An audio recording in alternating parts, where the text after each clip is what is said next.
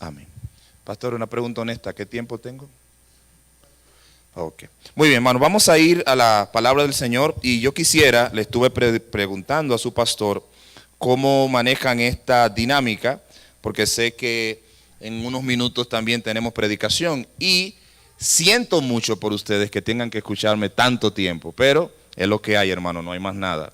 Entonces, aguántense, apriétense los cinturones y nada, que el Señor nos ayude. Vamos a ir a el apóstol Pedro, y específicamente la segunda carta del apóstol Pedro, capítulo 1. Ustedes han estado hablando de las disciplinas espirituales y yo pretendo no cambiar esa temática ahora en su escuela dominical. Entonces, lo que yo voy a hacer, yo sé que ustedes han abordado, según ya me informaron, muchas de las disciplinas espirituales. Entonces, yo voy a tratar de hacer un resumen, un panorama general del tema.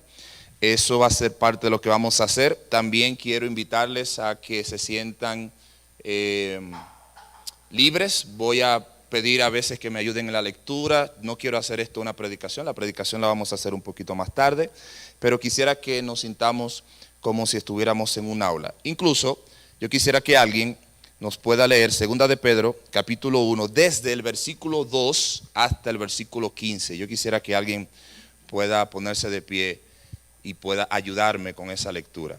Repito, 2 de Pedro, capítulo 1, versículos 2 al 15. ¿Quién pudiera? Allá mi hermana, escuchamos a nuestra hermana allá.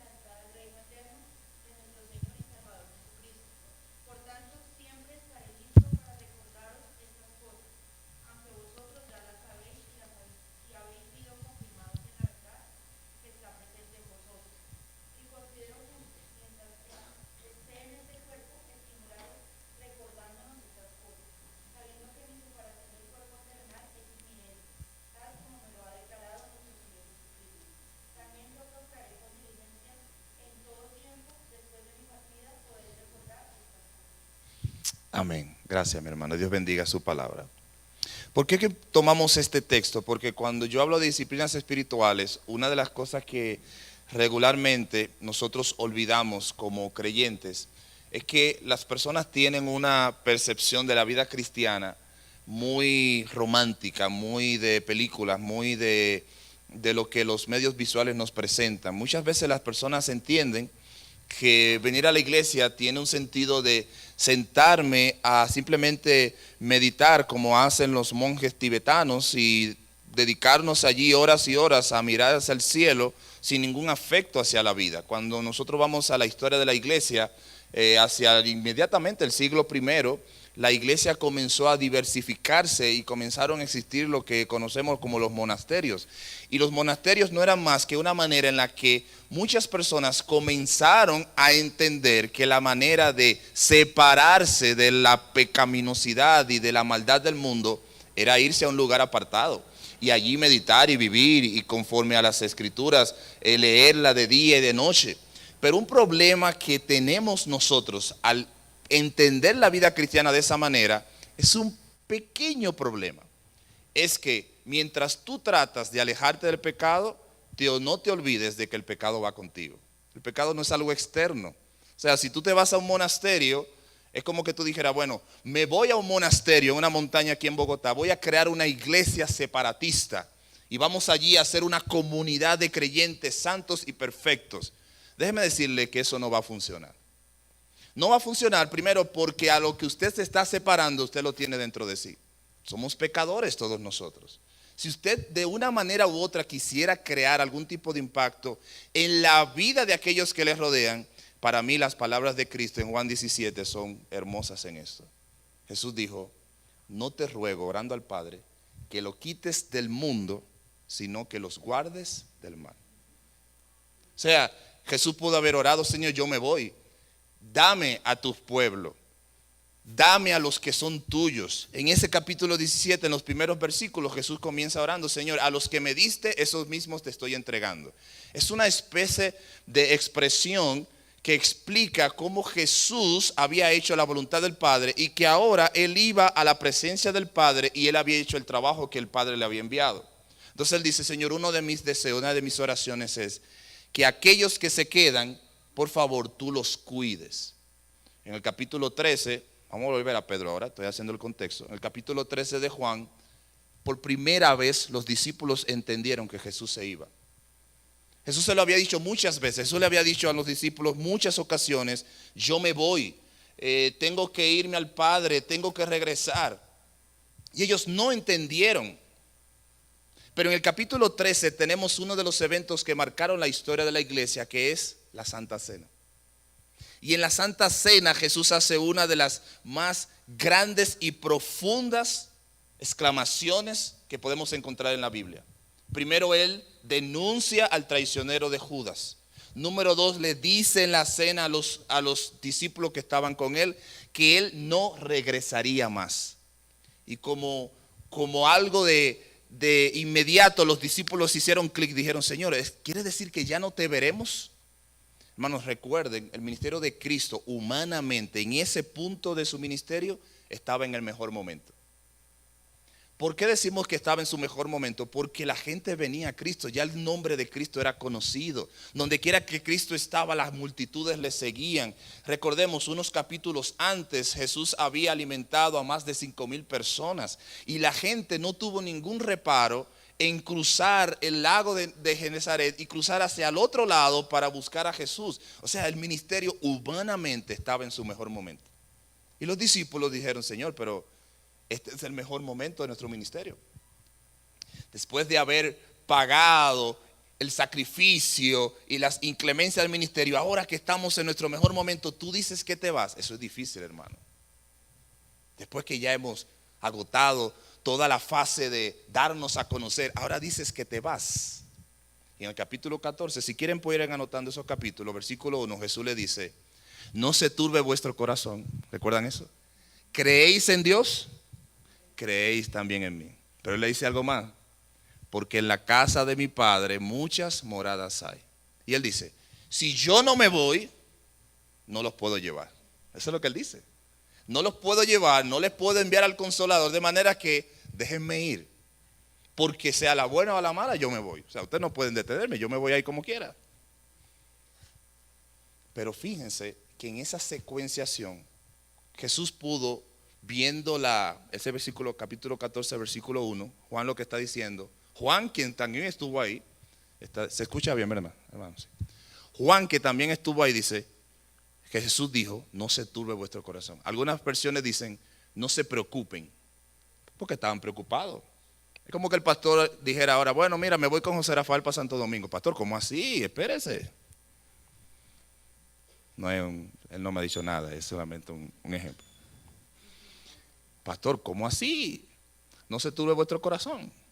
Yo me voy para prepararle un lugar en Santo Domingo. Pero ellos están preocupados y en cierta manera, hermanos, tienen razón. Porque Jesús les había invitado, y todos sabemos la historia de la escogencia de los discípulos, y los discípulos habían abandonado todo, ¿sí o no? Algunos eran pescadores, otros eran cobradores de impuestos. Es decir, ellos tenían, aunque con precarias situaciones, tenían una estabilidad en la cultura hebrea. Y ahora Jesús dice, yo me voy. Pero lo que Jesús les dice a continuación es lo interesante. Jesús pudo haber calmado su inquietud diciéndoles, váyanse conmigo ahora. Pero Jesús los dejó aquí. Por eso es que la fe cristiana no se puede vivir aparte de la iglesia local. Porque no creemos en llaneros solitarios. Jesús, el Hijo de Dios, no fue un llanero solitario. Aunque ustedes no lo crean, Jesús se sometió a sus discípulos y Jesús estaba sometido al Padre constantemente. Y si Jesús, que todo lo sabe, estuvo sometido, ¿qué será de nosotros que somos imperfectos? Entonces, si estamos aquí, y ahora van a entender por qué les digo esto, mientras estemos aquí hasta que el Señor regrese, tenemos que hacer algo. O sea, no estamos en una era de vamos a la iglesia y vamos a hacer una reunión de contemplación eterna hasta que el Señor venga. Eso no funciona. Es más, ustedes lo saben, han habido en la historia de la iglesia muchos momentos oscuros donde hombres falsos, paganos, diabólicos han usado ese tipo de artimañas para engañar a muchas personas, lo cual los ha llevado a situaciones difíciles. La iglesia vive para la gloria de Cristo. Entonces, si estamos aquí hasta que el Señor regrese, hay cosas que hay que hacer. Y esas cosas que hay que hacer es lo que nuestra hermana leyó hace unos minutos. Entonces, así vamos a Pedro, capítulo 1, versículo 2. Esas cosas que tenemos que hacer, mis hermanos, es lo que llamaríamos disciplinas espirituales. ¿Se entiende? O sea, hay cosas que hay que hacer. Tanto en el aspecto individual como en el aspecto colectivo de la iglesia. Hay cosas que tenemos que hacer.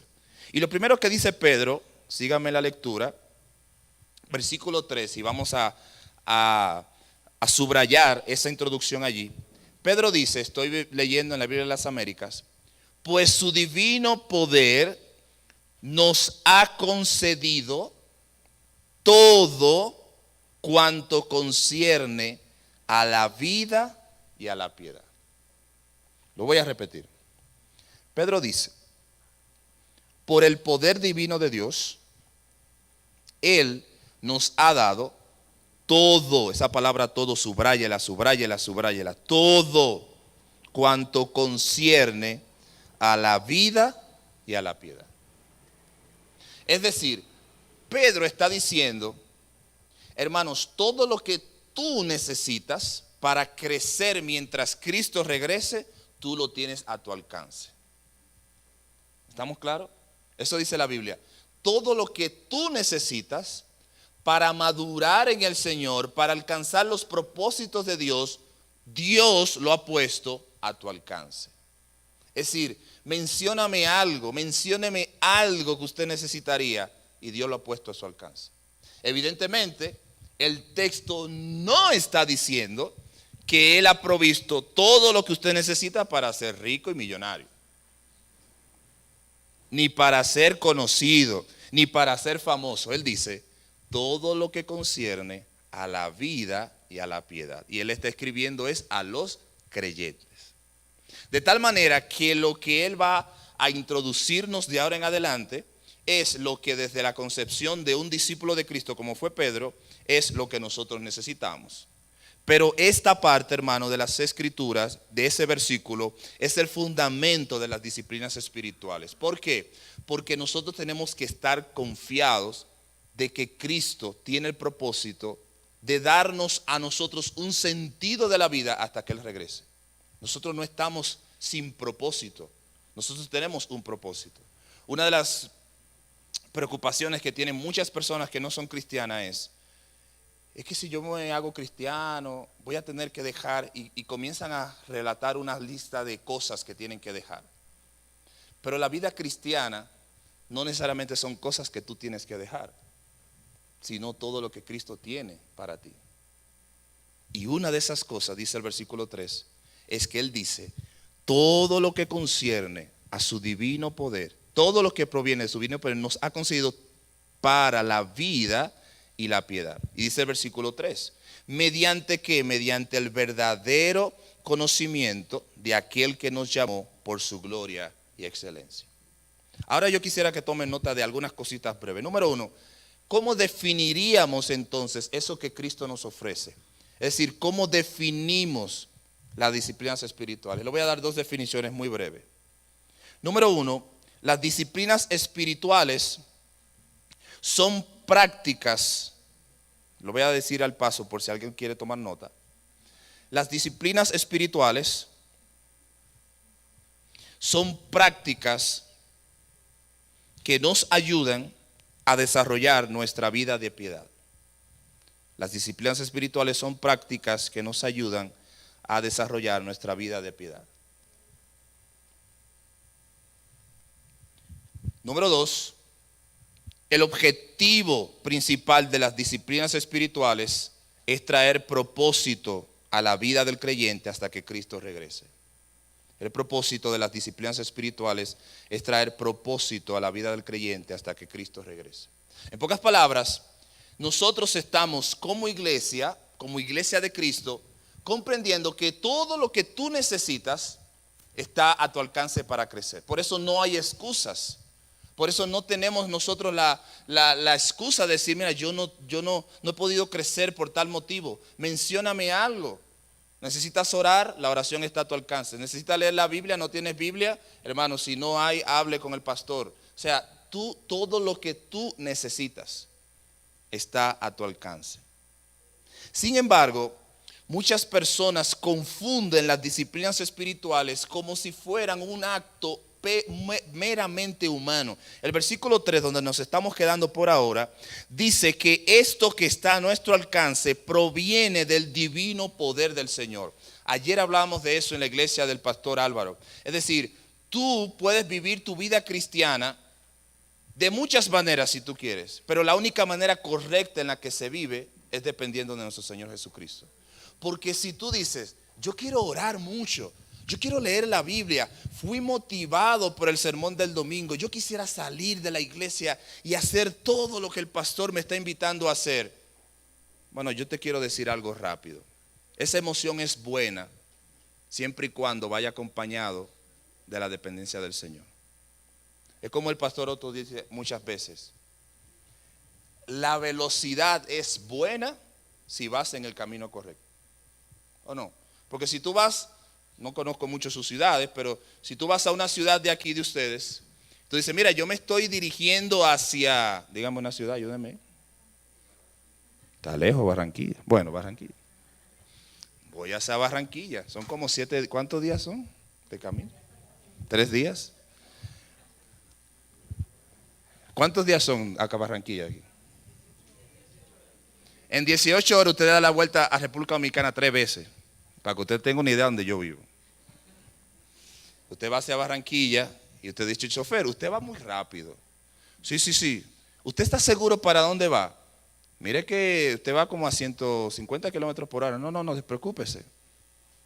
Mire, yo no he visto el letrero de Barranquilla. Él va rápido. Pero no importa qué tan rápido vaya. Si él no está en el camino correcto, no importa la velocidad en la que vaya. O sea, tú tienes que estar en el camino correcto. Lo que muchas personas piensan es que las disciplinas espirituales son algo para gente elevada.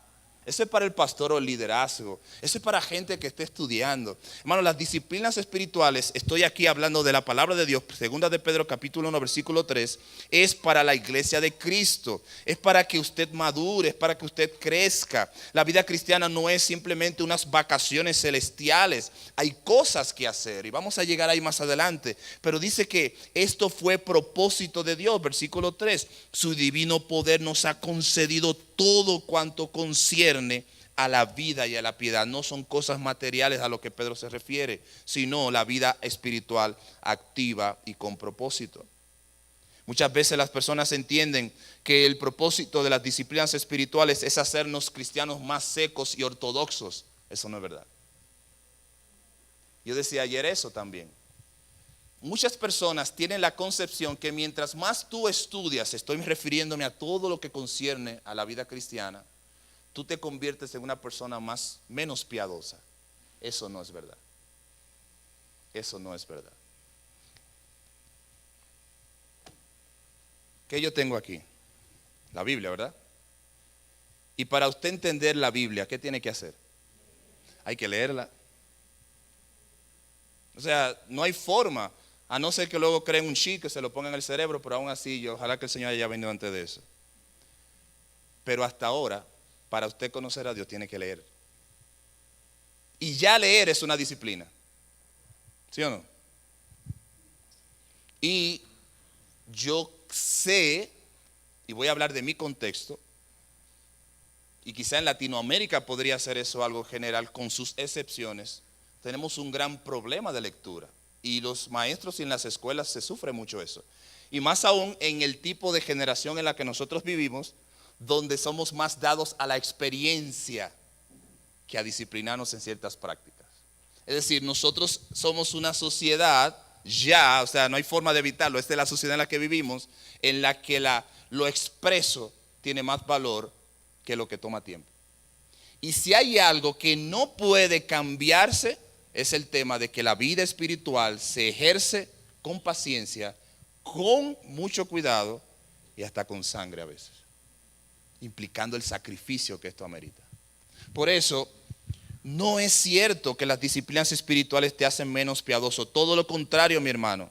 Mientras menos disciplinado seas en las cosas del Señor, menos crecerás en el Señor. El problema es que tenemos que encontrar gozo en lo que hacemos. El punto es que tú tienes que encontrar el sentido. Yo quiero que vayan conmigo a algunos versículos. Les voy a decir el texto y yo los leo porque lo tengo aquí. Filipenses 9, versículo 1. Dice, y esto pido en oración, que vuestro amor abunde. Escúcheme esto, hermano. Más y más. ¿Pero en qué? En el conocimiento verdadero y en todo discernimiento, a fin de que escojáis lo mejor, para que seáis puros e irreprensibles para el día de Cristo, llenos del Espíritu, llenos del fruto de justicia, que es por medio de Jesucristo, para la gloria y alabanza de Dios. Les leo otro, Efesios 4:13. Hasta que todos lleguemos a la unidad de la fe y del conocimiento del Hijo de Dios, a un varón perfecto, a la medida de la estatura de la plenitud de Cristo. 1 Corintios 15:58 dice, creciendo, dice el apóstol Pablo a los Corintios, creciendo en la obra del Señor siempre. Les leo uno más, Colosenses 1 del 9 al 10.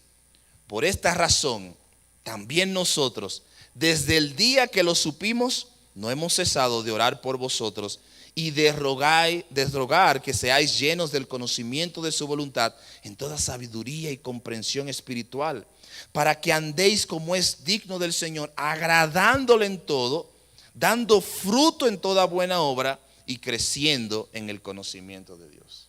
¿Qué tienen en común estos versículos?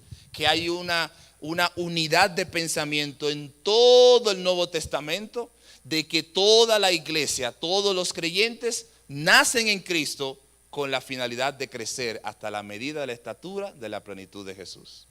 Es más, la ausencia de crecimiento real en la vida de un creyente podría ser una señal de que esa persona no ha conocido a Cristo.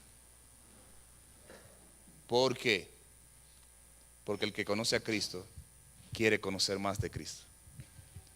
Conocer a Cristo como tu Señor y Salvador es el primer paso. Hay más en las profundidades. Conocer a Cristo es como ir a la playa y quedarnos en la orilla. ¡Wow! ¡Qué hermoso es esto! Pero a medida que van pasando los años, yo quiero ir más profundo. Yo quiero conocer más del Señor. Y eso significa que tenemos que ser disciplinados. Y déjenme decirles, no es que no somos disciplinados, es que somos disciplinados en las cosas incorrectas. Porque nuestra disciplina está relacionada con nuestros gustos. Hay personas que son disciplinadas en el comer. No, al mediodía yo tengo que comer. Y yo he votado la disciplina aquí en Bogotá, déjeme decirle. Yo tenía un saquito ayer que me lo puse y el botón casi le tumba un ojo al hermano que estaba ahí. Y gracias al Señor que ya ayer era el último día, lo tenía para hoy, porque ya no me están sirviendo los sacos de tanta comida aquí. Buena, muy buena. A ver si me acuerdo de una. Ajiaco es una, ¿verdad? Chicharrón, eso tenemos allá. Yo allá no como chicharrón, pero aquí me han dado chicharrón todos los días. Bandeja paisa, la probé, muy buena. Y otras cosas ahí. pero he comido mucho. Pero la disciplina muchas veces está ligada a nuestros gustos. Pero déjenme decirles algo, si tú eres disciplinado en tus gustos y no en lo que tienes que hacer, al poco tiempo tus gustos dirigirán tu vida y no lo que tú tienes que hacer. Y es tan sencillo como eso. Por eso cuando hablamos de disciplina no hablamos simplemente de prácticas secas y sin sentido, hermanos. Hablamos de cómo yo puedo llegar a conocer de manera más personal a mi Dios. Algunos puntos importantes de las disciplinas, algunos pensamientos erróneos, y los voy a decir de manera despacio para que puedan anotarlo. Algunas personas piensan, por ejemplo, como decíamos al principio, que las disciplinas espirituales son para los gigantes espirituales. Mira, esos son para los pastores que salen en YouTube, las personas. No, las disciplinas son para toda la iglesia. Error número 2, las personas piensan que las disciplinas espirituales son insípidas, sin sentido, monótonas, que lo que buscan es exterminar la risa de sobre la faz de la tierra. Eso es falso. Número 3, muchas personas piensan que para ser disciplinados tenemos que ser avanzados en teología y haber hecho carreras teológicas, pero es mentira. Lo único que necesitas para ser disciplinado es ponerte de acuerdo con la voluntad del Señor. No necesitas tener una carrera teológica para ser disciplinado. Sin embargo, quiero hacer algunas advertencias. Si tú tratas de ser disciplinado sin gracia, número 1, te conviertes en un legalista. Y lo voy a definir y luego lo explico. El legalismo es la forma de vida en la que tú demandas en otro lo que tú no haces.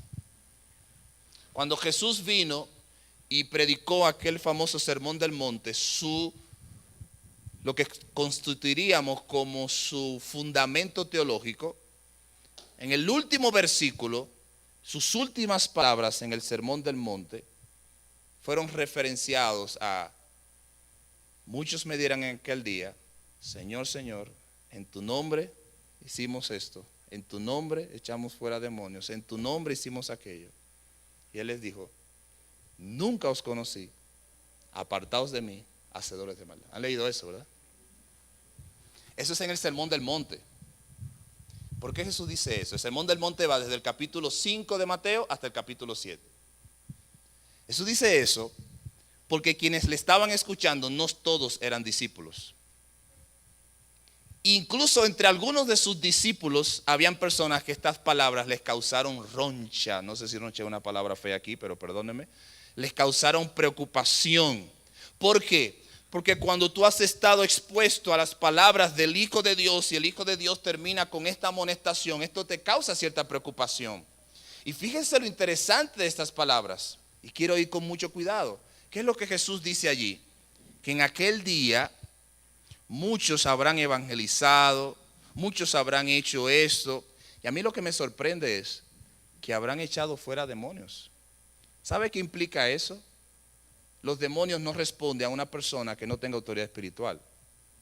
O sea, estas personas, de alguna manera u otra, estaban allí. Y aún así Jesús dice: en aquel día yo le diré, nunca te conocí. ¿Por qué esto es importante? Porque la manera en que Cristo te conoce en su salvación, pero la manera en la que Él te va conociendo es a través de ser disciplinado. Imagínense que yo quiera conocer a su pastor más de cerca. ¿Qué yo tengo que hacer? Alguien me daría un consejo. Ustedes que conocen a su pastor, si yo quiero conocer a su pastor, ¿qué yo tendría que hacer? Alguien me dice, a ver, no tengan miedo, yo estoy aquí, yo lo defiendo. No llegar tarde. Wow, empecé mal. Invitarlo a comer. ¿A comer qué, hermano? Dígalo. ¿Cuál? Burrito. ¿Qué más? ¿Qué es que usted convivir con él?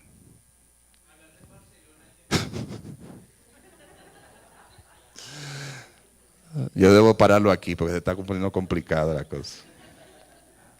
Pero no es cierto, debo relacionarme con él, ¿sí o no? Debo buscarlo. Pastor, vamos a tomar un café, vamos a reunirnos, vamos a, que sé yo, lo sé, es muy similar a la relación que él y el pastor Álvaro tienen. Se reúnen, se rinden cuentas. Pero ¿qué amerita eso? Es que yo no puedo conocerlo a distancia. Yo estoy en Santo Domingo, estamos a sus órdenes. Pero yo no lo puedo conocer si no vengo, si no él va allá. No hay forma de conocernos. Entonces muchas personas quieren conocer a Cristo sin el sacrificio de invitarlo a comer, de hablar de temas, de sentarnos, de leer su palabra. Y todo eso es disciplina. Porque, hermanos, hay que dejar de hacer cosas para tener que hacer las cosas que tenemos que hacer. Entonces Jesús le dijo a esas personas, nunca los conocí. Porque ellos pensaban que eran de Cristo.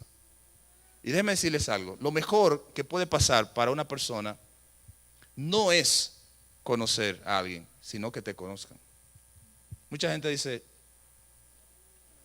bueno, yo conozco al presidente de Estados Unidos, pero si el presidente no te conoce a ti, eso no tiene nada. No sé si me entienden. Si él no te conoce a ti, eso no tiene ningún sentido. Es lo mismo con Cristo. Yo conozco a Cristo. La pregunta es, ¿Cristo te conoce? Porque eso es lo que él dice aquí. Yo nunca los conocí. O sea, nunca fueron míos. Cuando vamos a Juan 17, eso es lo que Jesús le dice a su padre. Padre, los que me diste, ninguno se perdió y esos te los estoy entregando. Entonces la pregunta desde hoy no tiene que ser si usted conoce a Cristo, sino si Cristo lo conoce. Porque al final, cuando estés en el cielo, te van a buscar en el libro de la vida. Y si tu nombre no está en el libro de la vida, entonces no estarás en el cielo. Y eso es muy, muy importante.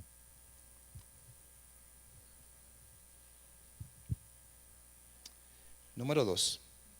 Si tú tratas de ser muy disciplinado, pero sin gracia, entonces te conviertes en una persona con un juicio equivocado. No puedes vivir para Cristo sin la gracia de Cristo. Hermanos, todos nosotros somos pecadores. No hay nadie perfecto en la iglesia de Cristo. La única diferencia entre usted y yo ahora es que yo estoy aquí con un micrófono y usted está sentado ahí. Pero yo bien podría estar ahí y decirle al pastor, venga, predique. No hay diferencia en el cuerpo de Cristo. Hay diferencia en funcionalidades, hay diferencia en los dones que Dios nos ha dado. Pero todos nosotros, cuando Dios se revele en su día postrero, yo también tengo que estar ahí en la fila esperando que el Señor juzgue mi vida. Si usted entiende eso, usted se va a convertir en un legalista, porque va a comenzar a decir, mira hermano fulano, yo te veo como que, y no se trata de eso. Yo quiero ser disciplinado para conocer más a Dios y externamente para ayudar a otros de mis hermanos que quizás están luchando con otras cosas. Porque quizás yo no esté luchando con ser consistente en orar, pero quizás mis luchas sean otras. Quizás mis luchas no sean una lectura consistente de las Escrituras, pero quizás mis luchas sean otras. Quizás mis luchas no sean los aspectos externos de la iglesia. El pastor está contento conmigo porque llego temprano, porque le hablo del Barcelona, porque lo invito a comer.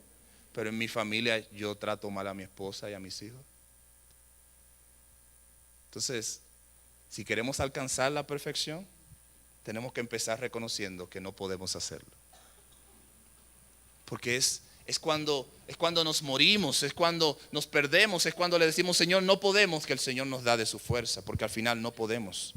Yo lo decía ayer, trate de obedecer toda la Biblia. Vaya, se la pongo. Y hágalo sin Cristo. Le doy un día y no va a poder. Porque el hombre no puede hacer la voluntad del Señor sin Dios. No podemos hacerlo. Y las disciplinas no son eso. Número 3, disciplina sin gracia te puede llevar a la autojustificación. Entenderemos que nuestra justificación depende de nosotros, lo que hemos logrado y no del sacrificio que Dios ha hecho por nosotros. Disciplina sin gracia te lleva también a la autojustificación. Pastor, mire que he pasado una semana difícil, usted no entiende. Yo estoy en una, y comenzamos a crear excusas y autojustificaciones. Una autojustificación es una mentira dicha 2 veces. Número 4, Las disciplinas sin gracia, y esta es sin duda el epicentro, te lleva al orgullo y te lleva a la vanidad. Una vida que busca la disciplina apartada de la soberana gracia de Dios puede declinar en el orgullo. Nos puede llevar a sentirnos superiores a los demás, entendiéndonos más espirituales por nuestra capacidad de practicar las disciplinas. Hermano, si tú lo estás haciendo, dale gracias a Dios y ayuda a otros. Pero no te envanezcas. Porque Satanás era un príncipe de luz y su orgullo lo llevó hasta las profundidades del infierno. Y él estaba allá en el cielo.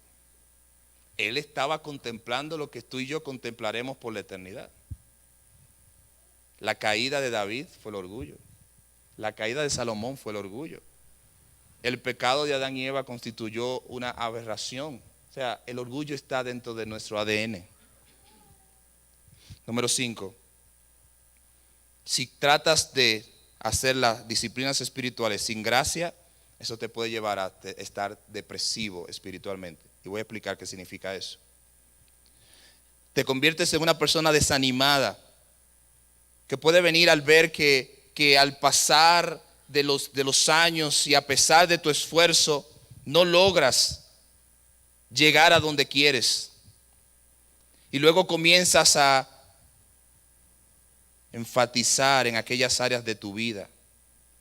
Cuando ves que otros están creciendo, cuando ves que otros pueden avanzar y tú no lo haces, comienzas a preguntarte qué mal hay en mí. Pero quizás no es falta de esfuerzo, sino falta del real propósito. No lo hacemos para ser gigantes espirituales, lo hacemos para conocer a Cristo. Y vamos a seguir, hay otra parte, pero yo quisiera hacer una pausa breve y tener un momento de preguntarles, ¿hay alguna pregunta a ustedes aquí, algún comentario que quieran señalar de eso que hemos hablado? Pueden hacerlo ahora, ahorita en la predicación no pueden hablar. ¿Hay algo, alguna pregunta o comentario? Yo sé que este tema no es nuevo hoy, ustedes tienen una serie y quisiera dar un momentito si hay alguna pregunta o comentario sobre este tema o alguna inquietud que tengan sobre el particular. ¿No? ¿Estamos bien? Muy bien. Seguimos. Número 2. ¿Cuál es la motivación? Volvamos a Pedro. Allí es donde empezó todo. Volvamos a Pedro. Pastor, me hace una seña cuando esté casi el tiempo. Ok, que no lo llevo. Muy bien. ¿Cuál es la motivación? Volvamos a Pedro. Alguien, por favor, que se ponga de pie y nos lea entonces ahora empezamos el versículo 3. Versículo 4 y 5, por favor. ¿Quién lo lee? Vamos a poner, ¿quién nos lee el versículo 4 y 5? Sí, mi hermano.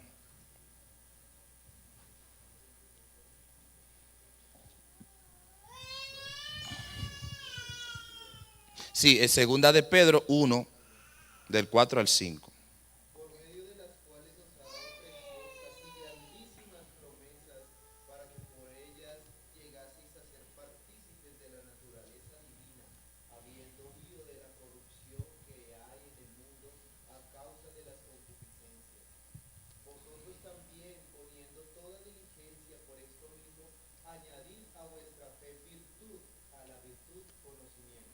Amén, vamos a dejarlo hasta ahí, muy bien. Lo otro que quiero seguir ampliando de las disciplinas es que ellas, y no solamente las disciplinas, sino la vida cristiana, póngase a pensar un momentito, está basada en promesas. Cuando tú vas al Antiguo Testamento, el Señor prometió, desde el mismo momento en que Adán y Eva pecaron, prometió la promesa de que enviaría al Hijo de Dios que vencería la maldad. Génesis capítulo 3, versículo 15. Lo que se conoce como el evangelio anterior o como el nacimiento del evangelio o como algunos estudiosos le llaman el protoevangelio, que quiere decir que en ese momento Cristo fue señalado para venir y salvarnos. Ustedes recuerdan lo que en ese momento en el que todos los personajes estaban siendo enjuiciados, Dios dijo, y vendrá uno que nació de la mujer, te pisará, ¿se acuerdan? En la cabeza. ¿Está hablando de quién? De Cristo, que fue lo que él hizo en la cruz. Venció la muerte, venció el pecado. Y desde ese momento, la historia historia cristiana se rige bajo una promesa y el cumplimiento final de esa promesa será cuando Cristo finalmente venga y redima todas las cosas. Cuando tú vas al Antiguo Testamento, yo lo decía ayer, se los comparto, y tú te colocas aquí teniendo al Nuevo Testamento de frente, todo lo que los autores, personajes bíblicos hacían, pensaban, era basado en la promesa del que había de venir. Era basado en la promesa del Hijo, era basado en la promesa del Cristo, del Mesías. Y ellos se colocaban con fe, entendiendo que sus vidas estaban siendo usadas como propósito eterno en esa visión. Pero cuando tú vas a las historias particulares, cada vez que el Señor quería recordar al pueblo hebreo algo en particular, o que el pueblo estaba en pecado, o el Señor quería ayudarles a entender algo, ¿sabe lo que él hacía? Recurría al pasado, a la historia, a sus promesas. ¿Qué le decía? Recurrentemente, recuerden la promesa que le hice a su padre Abraham, a Isaac, a Jacob, siempre. Y cuando tú vas al versículo 4, no es lo mismo en este capítulo de Pedro. Pedro dice, por ellas, ya sabemos que todo lo tenemos a nuestro alcance, versículo 3. Pero dice, por ellas Él nos ha concedido sus preciosas y maravillosas, ¿qué? Promesas. Es decir, que siendo honestos, nosotros estamos aquí, nos levantamos temprano esta mañana, basado en la promesa del que va a devenir por nosotros. Pero eso lo hacía el pueblo hebreo, eso lo hacían los profetas, eso lo hacían los apóstoles. Somos el pueblo de la promesa. Ya no la promesa de entrar a la tierra prometida que fue conquistada, sino la promesa de entrar a la vida eterna que vendrá muy pronto. Aún hasta puede ser en este mismo momento. Entonces esa gracia sustenta las disciplinas. Esa gracia es un caldo de cultivo. Esa gracia es el móvil, es la fuente de fortaleza cuando estamos acongojados, preocupados, porque no hemos sido consistentes en nuestras vidas espirituales. Haz uso, recuerda.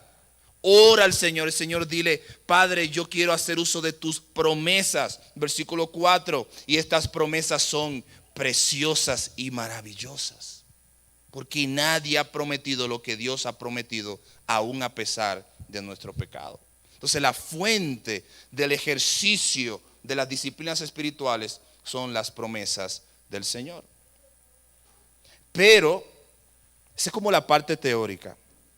Ahora vamos al versículo 5.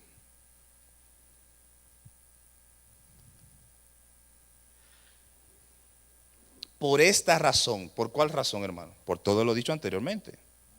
Dice, añadid a vuestra fe, ¿qué? Virtud. ¿Han pasado por ahí, pastor, por ese texto? Ok. ¿Por qué este texto es tan importante en el tema de las disciplinas?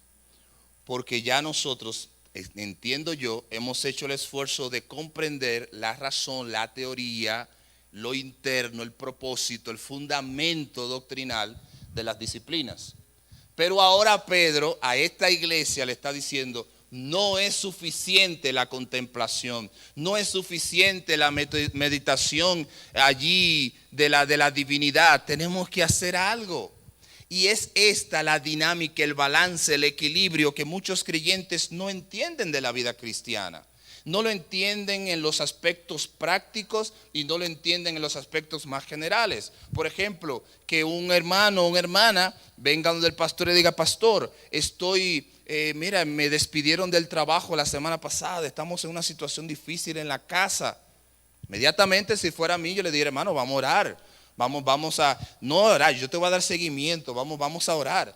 Pero inmediatamente le digo al hermano que vamos a orar, le digo, hermano, salga mañana a buscar trabajo. ¿O no es así? ¿O no es así? Sí. Es a los hombres que le estoy diciendo. Bueno, yo estoy orando. Yo estoy buscando la voluntad del Señor. Yo estoy buscando la gracia del Señor. Pero mientras eso está ocurriendo, yo necesito añadir a mi fe virtud. Yo necesito hacer algo. No porque esto que yo estoy haciendo deba ser un sustituto de la fe, que es ahí donde a veces no comprendemos la sabiduría de las Escrituras. Y hay ejemplos para eso. Las dos cartas tesalonicenses, específicamente la primera, y esto es para mí sumamente interesante. El apóstol Pablo le dice a los tesalonicenses que el Señor viene pronto. Y le dice en ese tema escatológico que el Señor puede venir en cualquier momento. Y yo les pregunto, hermano, ¿eso es mentira o es verdad? Eso es verdad, eso es totalmente, absolutamente verdad. Tan cierto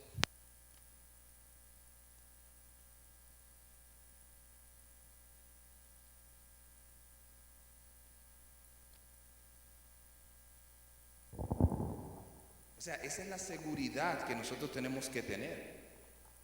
Lo vuelvo a repetir porque ahí el enemigo se llevó el micrófono.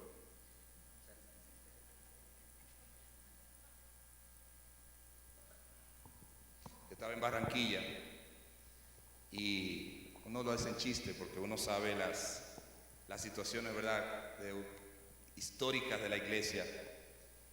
Y estaba en la iglesia el pastor Alejandro. Entonces estaba predicando el domingo pasado y yo sé que el hermano Alejandro, el pastor, tema de la reforma, se me ocurrió decir en el culto, hermano, los reprendo. Todo el mundo se quedó, wow. Y yo dije, wow, ya no me van a volver a invitar aquí.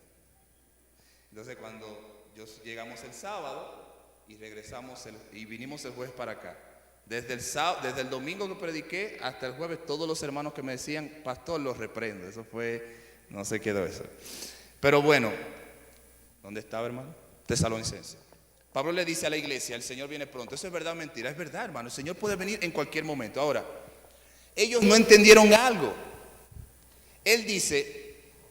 Pablo le dice, el Señor puede venir en cualquier momento. E inmediatamente Pablo comienza a tener que organizar la mala teología y concepción que ellos comenzaron a tener. Bueno, Pablo, pues si el Señor viene pronto, no hay que trabajar y yo quisiera hacer un ejercicio con ustedes. Si usted sabe, allá tenemos un concepto, se voy a tratar de explicar para que usted entienda. Nosotros tenemos un término que se conoce como el síndrome del pedido. Le voy a explicar. Los dominicanos tenemos históricamente una conexión muy fuerte con Estados Unidos, específicamente con Nueva York, porque estamos muy cerca. Y desde niños, digámoslo así, el sueño de todo niño que sus padres le inculcan es llegar a Nueva York.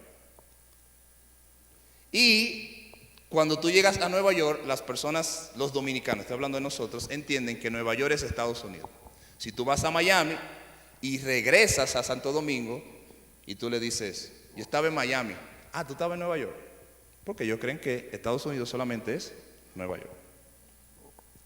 Pero ¿qué pasa? Por la situación histórica de que muchas familias han emigrado hacia allá, hay muchos jóvenes, niños y familiares que han quedado y que quedan en un limbo donde sus padres o familiares los piden, ¿verdad?, para que vayan a reunirse con ellos allá, pero eso dura tiempo. Tanto tiempo que a veces puede durar hasta 10 o 15 años para que un hijo o un familiar se reúna con su familiar allá. Entonces, imagínese un niño de 5 años que su padre o su abuelo o alguien lo pidió y han pasado 15 años. ¿Cuánto tiene ahora? Tiene 20. Pero ¿saben lo que hacen? No estudian, no trabajan, no se casan.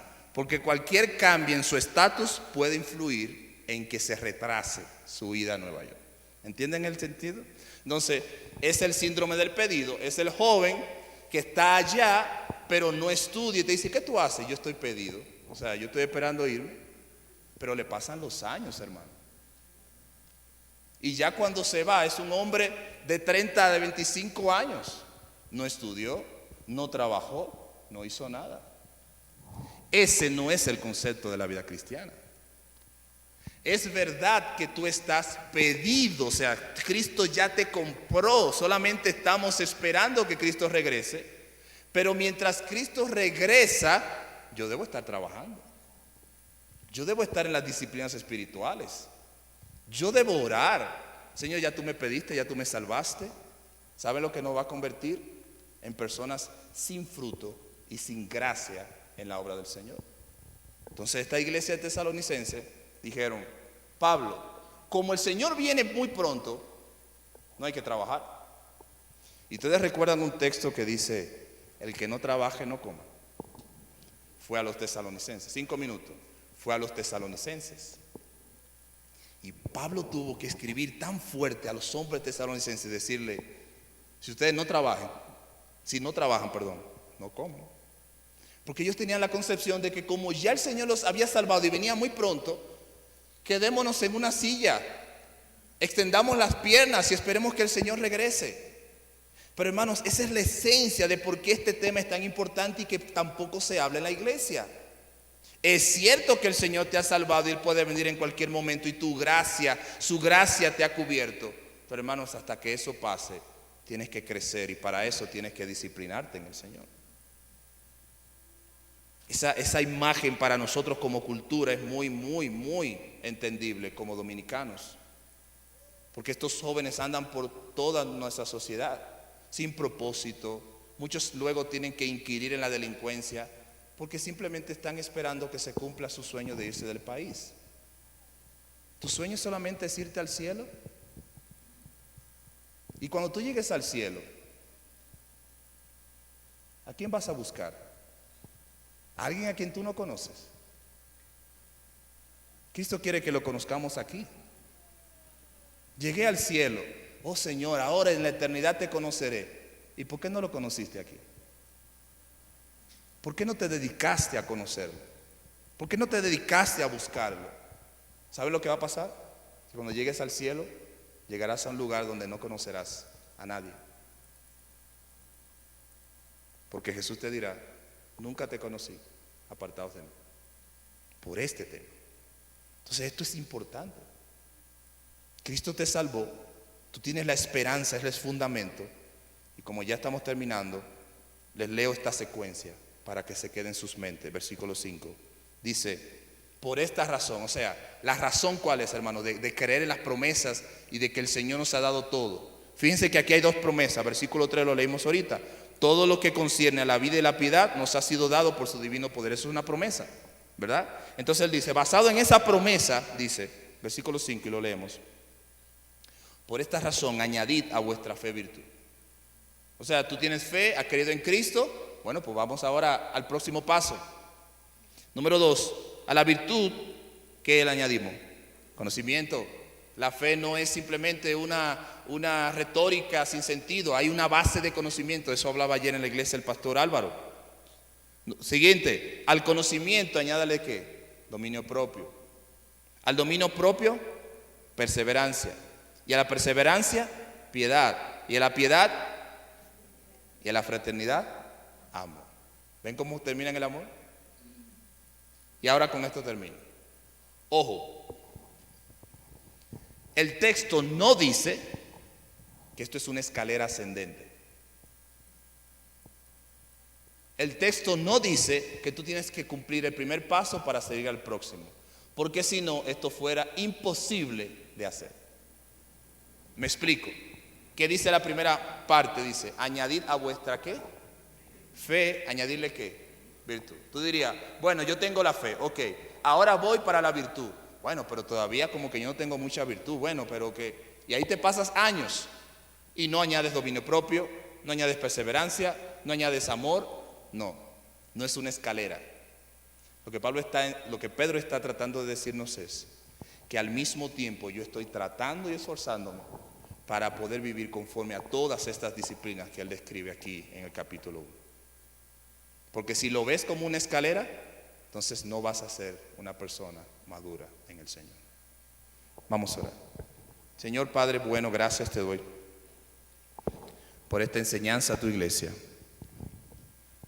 Y yo mismo, Señor, te pido de todo corazón que tú me ayudes a ser aún más disciplinado en las cosas que conciernen a la vida y a la piedad.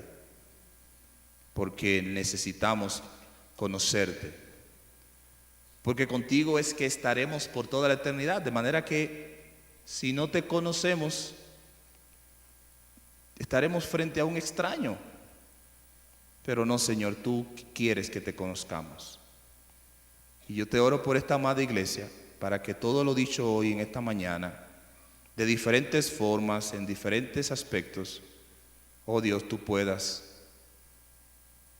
como una semilla pequeña, sembrarla en sus corazones. Gracias, Padre, por este tiempo, esta meditación, esta intervención. Que esto sea una antesala para adorarte juntos como iglesia en un momento. En el nombre de Jesús. Amén. Hermanos, gracias. Dios les bendiga mucho.